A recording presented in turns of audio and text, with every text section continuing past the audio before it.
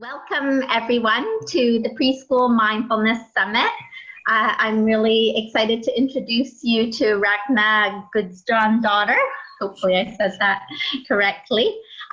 She is coming to us from Iceland, where she's an Icelandic mindfulness expert that helps busy women reconnect with their power. She's also a mom, and she's going to share with us today some tips on how to save ourselves from stress, which I know teachers, parents, and anyone working with preschoolers, it's such an important topic to, create that well-being within ourselves. So welcome, Ragnar. Thank you so much for joining us. Thank you. Thank you for having me. It's great to be here. So tell us a little bit about, first of all, why we kind of need to save ourselves from stress. Yeah, I think we all know that stress affects our whole being. Like it affects our body, it affects our minds and our spirits. And we sometimes just forget and think this is just the normal way of living. And we don't, take the time or the effort to reduce the stress. But it's worth noting here that like a little bit of stress is can be helpful for us when we are, have a big project. It will, if we have a test of some kind coming up, it will, motivate us a little bit. But if it gets too much, it actually decreases our performance. So that's the stress I'm talking about. We have that clear. Yeah. So it's essential to have a little bit of stress, but beyond when it starts to affect us, both our bodies and our mind, we have to find ways to manage that stress. Yeah, so I think that's the reason why we need to, save ourselves from stress. Right. Yeah, thanks, Ragnar. I think it's so common nowadays, like you said, to just kind of not even notice that we're stressed. We just get in this kind of hamster wheel of things to do and being busy, and so a lot of people don't even realize until one day, it affects their body. So tell us a little bit about kind of what effects like high stress has on our minds and on our bodies. Yeah, it has many effects. Like we talk about just the hormone, the cortisol, the most known stress hormone. It can actually shrink our brain, or parts of our brain, not all of it, but that can actually, that's kind of shocking to know that chronic stress can shrink your brain, because we know we kind of need that brain. Exactly. So you're like, okay, what are you saying to me? So if we are, and it also can get us into the constant fight or flight mode, that we are all, ready to fight or ready to run away. And that can actually increase the blood pressure in our veins, because your body has to be ready to fight or run. So that can actually have an effect on our veins and our bodies, and it can actually increase the risk of several diseases like Alzheimer's disease and diabetes type 2. But for our brain, it's of course not good to be in a constant fight or flight mode. You cannot assess the situation correctly if you're ready to fight or run away all the time. So it's really hard for us to plan and coordinate, and the memory, it kind of gets impaired when we kind of lose our memory. And so it really has more effect on us than we think. And we just think that this is the normal way of being, that we just, forget all the things that we need to do, or, because we have so many. Yeah. And we just get used to that. But we can actually improve that and improve our skills to, stay calm a little bit more. Yeah, awesome. So obviously we don't want all those things to happen to us. So I know you have a big toolbox of ways to relieve stress and things that you use. So tell us why you have so many different strategies. I think I've always been prone to stress and anxiety, really, since I was young. But, once my roles, increased, like I'm a wife and a mother and a daughter, of course, I have been for a long time, and a friend, and I, have a job, and maybe even 3 jobs. I'm not saying. So I kind of, and then I was in university for a long time. So I needed something to relieve my stress and my anxiety, because I was getting really, really nervous, and I, always had this knot in my stomach, and I just, got used to it. I thought it was supposed to be like this, and I was supposed to have my shoulders up to my ears all the time, but it's not. It's not the way we are designed to be. So I kind of figured that I needed to do something about this. So I got into yoga first, and and meditation, and that kind of just eased itself into my life. So I remember when I was writing my master thesis, I was just like, deep breaths, hold, and relax. It was just kind of integrated into my life, even though I didn't even plan it.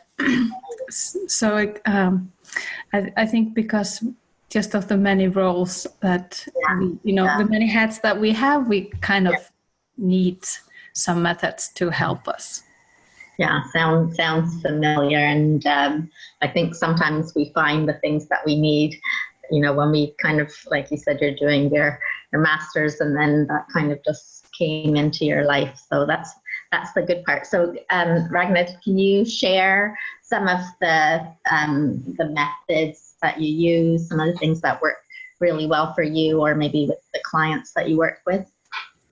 Yeah, I have like a really big toolbox, but my favorite for this time of year is the decluttering one. That, when you have a lot of clutter around you, it kind of clutters your brain. And we know this. We can even, when we clean out of, just our desk or something, we know we have a little bit more space for ourselves. But saying that, I have boxes all around me because I just moved here just a couple of weeks ago. Okay. So I have a lot of decluttering to do in the next months, I guess. But yoga, meditation, letting go of perfection, it doesn't have to be perfect.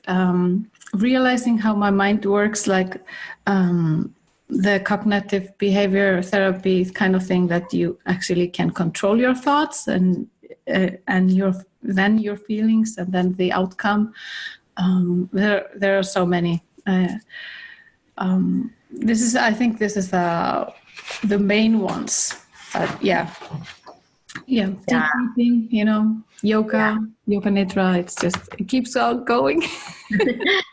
I love the decluttering, what you said, because we move a lot, so I have to declutter every couple of years. Yes, I'm not going to bring all this stuff with us wherever we go. So in that respect, I kind of sit down, but we still get kind of, things just build up, don't they? Or they get messy. Yeah. I just did a big decluttering thing, and I was doing all the Marie Kondo folding my clothes. Yep. I feel so much better now. Yeah, it works. And so tell us, what would be your kind of top 3 methods? Maybe share in a bit more detail about those. I'm so excited. I'm interrupting you before you're done. I'm like, oh yeah, my top 3. My mind is really excited. So those are the things I call my 3 M's. This is mindfulness, meditation, and movement. Okay. So, in mindfulness, you are a little bit more aware of your surroundings and what is and not what can't be and was and could be, or, and so on.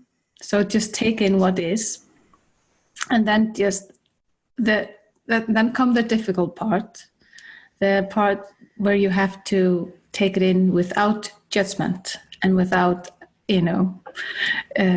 constantly commenting on what is. Just, this is what is, and that's it. And this is a work in progress all the time, to not judge what's there. But then the meditation, I have I would like to say I have a practice, but I fall off the wagon, all the time. So, sometimes I do a 40-day meditation, every day for 40 days or 90 days or whatever. And then I take a break and then I start again. But I always have this, what I call a mini meditation. It's just 3, 4, 5 deep breaths that you just, deep breathe in, hold a little bit, and, out again for just a couple of moments. And it can actually bring you back to yourself. And that I use every single day, and many times a day, sometimes if it's a stressful day. So that's something that I cherish a lot and I use all the time. I think the longer meditation kind of help your brain to stay healthy, and it actually declutters your brain, so, and your subconscious. So that's really good. That's a helpful thing to have. So if you have time for longer meditation, it's really, really helpful. And also, I want to keep it simple. It doesn't have to be like an incense covered, with all the Buddha statues, and it doesn't have to be anything like that. You can meditate in the car, or in the laundry room, or wherever you get some peace. You can actually squeeze in some meditation, just deep breathing, and and then the movement. I just, whenever you just, because we are so busy in our mind, we are all planning and thinking about something that happened in the past and what I should have done, and or we're always so busy with our mind.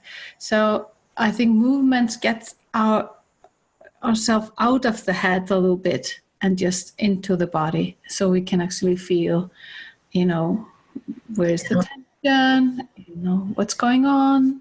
So I think that's something that I use a lot. But my advice is just dance around with your kids, or if you don't have your kids at home, dance around, even if it feels silly, just dance around in your home. Yoga, of course, and stretching is wonderful if you have the time to do that. And my other favorite part is taking a walk in nature. It really rejuvenates me. Yeah, I love all three of those things, and like you, Ragnar, I do deep breathing pretty much constantly from when I wake up till I go to bed, and it's something I found really, really helpful.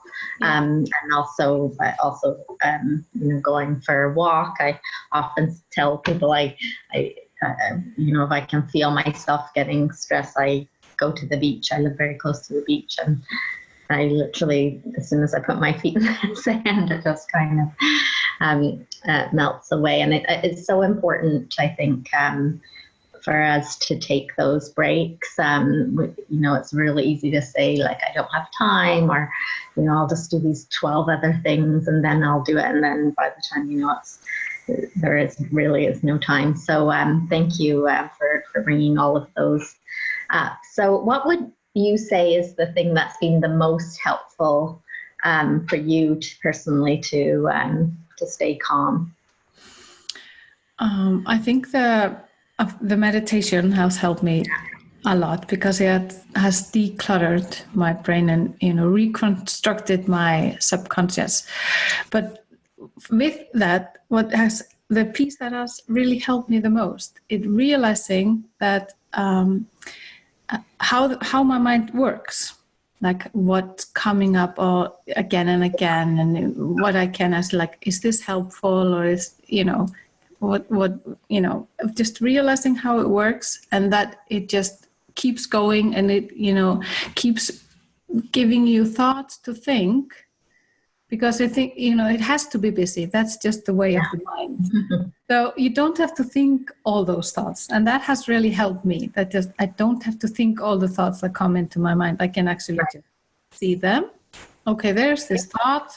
And then, the thought can leave. You don't have to think and create a story around it and go into, details on how, to solve this problem. You don't have to. You can just, oh, there's a thought. Here it is. Okay. And here it goes.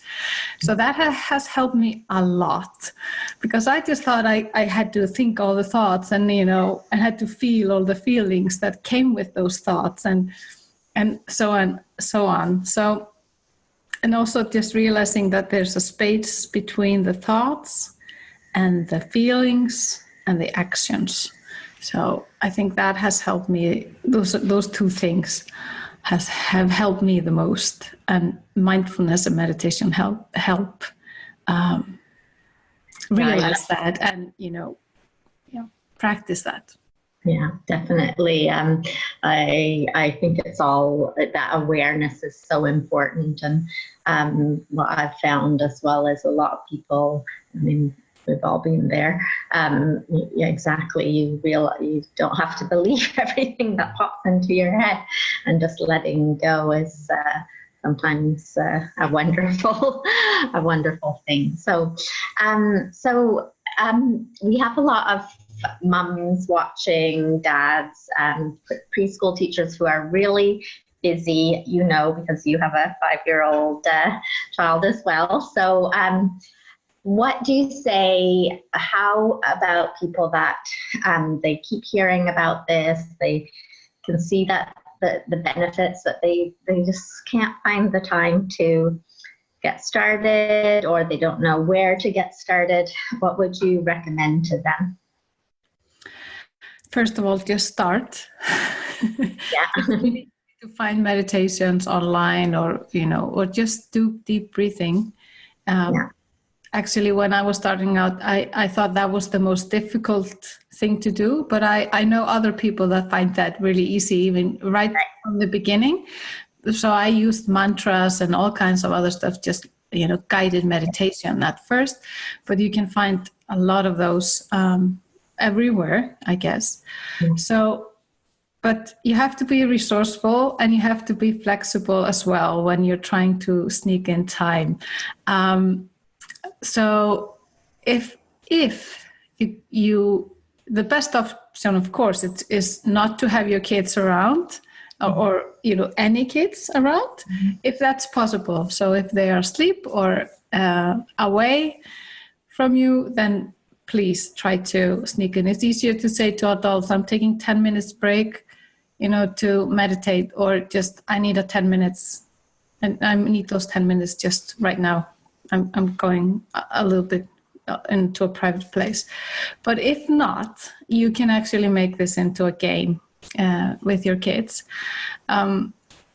First, you have to kind of engage in whatever they are doing for a couple of minutes. They will lose interest in having you around anyway. So then I often just sneak in, just like 2 meters away or something, and I sit down and I can actually practice my breathing.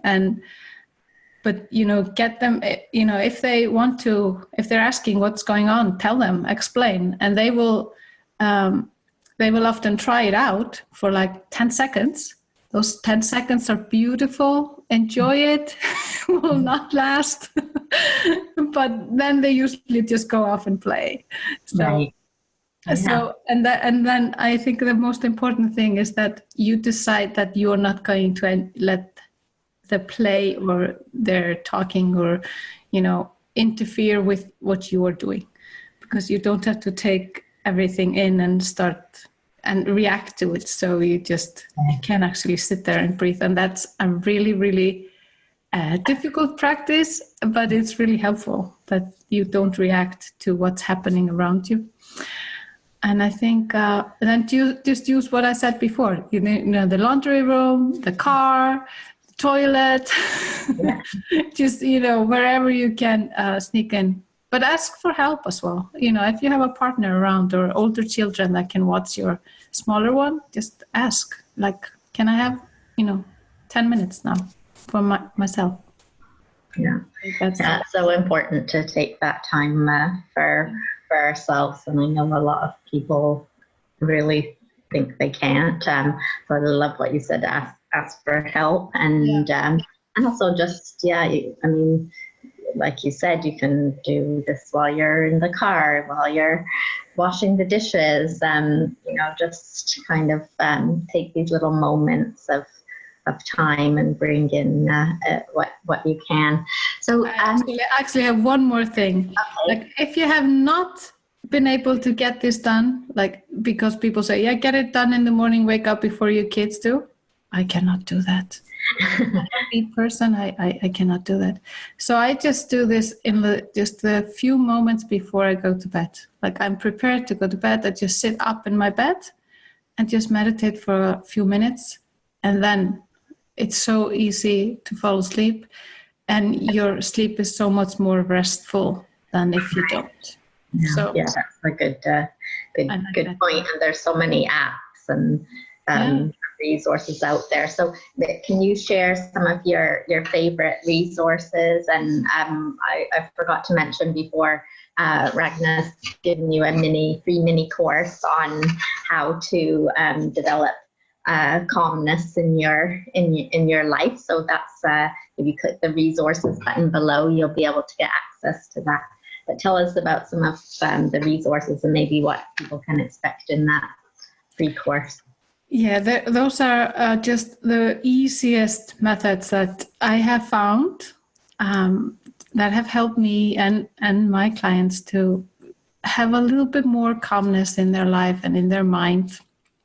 So it's just the easiest tricks, like the mini meditation. And so I don't want to make things complicated. I know people are busy enough, and this is not supposed to be something that you add to your busy schedule and stress you out. You have to be, like, you know. So, you know, but if you know you're going to be a little bit calmer, even just for a little bit, it will help you a little bit.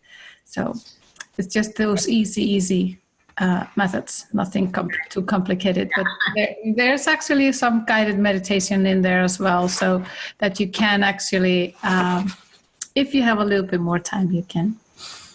Perfect. Yeah, lovely. Find it there. Just before we end today, Ragnar, is there anything else that you'd like to share with the audience?